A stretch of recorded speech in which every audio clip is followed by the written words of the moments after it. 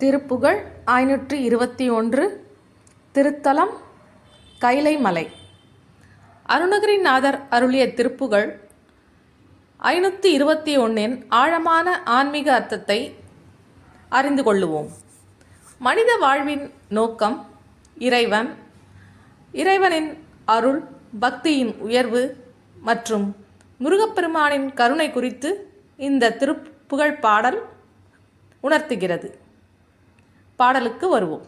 பூமியதனிற் பிரபுவான புகழியல் வித்தகர் போல அமிர்த கவி தொடைபாட அடிமை தனக்கு அருள்வாயே. சமரில் எதிர்த்த சுர்மாள தனியையில் விட்டு அருள்வோனே. நமசிவயப் பொருளானே ரசதகிரி பெருமாளே.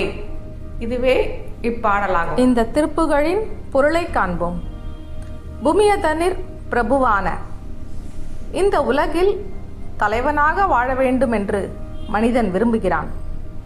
புகழும் பதவியும் செல்வமும் அதை நாடி வாழ்கிறான். ஆனால் உண்மையான பெருமை இறைவனின் அருளால் மட்டுமே கிடைக்கும் என்பதை அருணகிரிநாதர் நினைவூட்டுகிறார்.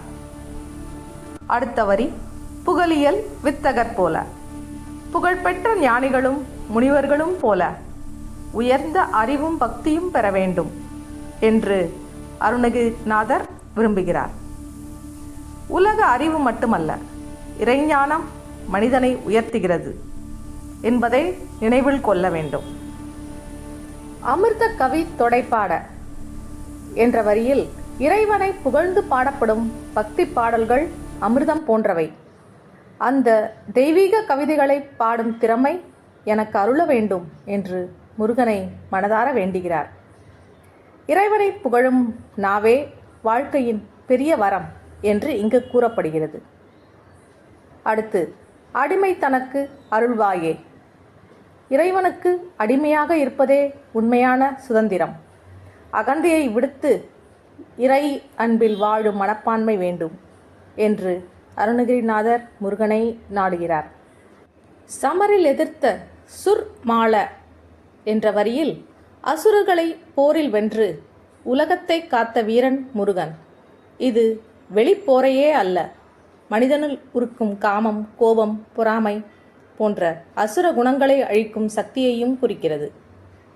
தனியையில் விட்டு அருள்வோனே என்ற வரியில் தன் வேலாயுதத்தின் மூலம் தீமையை அழித்து அருள் புரியும் தெய்வம் முருகன். அந்த வேல் ஞானத்தின் சின்னம், அறியாமையை வெட்டி அறிவை தரும் கருணை வடிவம். நமசிவயப் பொருளானே என்ற அடியில் நமசிவாய என்ற பஞ்சாத்தர மந்திரத்தின் உண்மை பொருள் முருகனே என்று பாடல் கூறுகிறது.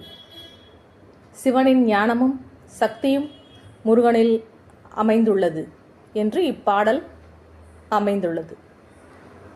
ரசதகிரி பெருமாளே. ரசதகிரி என்பது கைலாயமலை. அந்த புனித தலத்தில் அருள்பாலிக்கும் முருகனை இறுதியில் அருணகிரிநாதர் முழு சரணாகதியுடன் அழைக்கிறார்.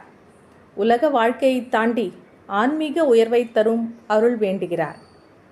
சரி, இந்த திருப்புகழ் நமக்கு சொல்லும் முக்கிய பாடம் என்ன?